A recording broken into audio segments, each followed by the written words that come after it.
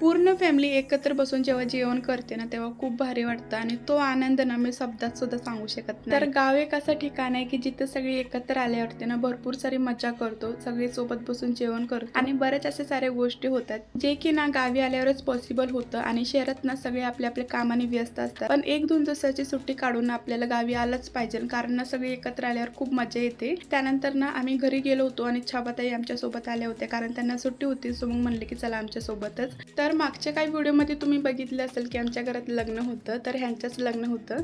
तर छाबाताई बोलले होते की मयुरी पण इथंच असते, तिला पण बोलवू आपण जेवायला.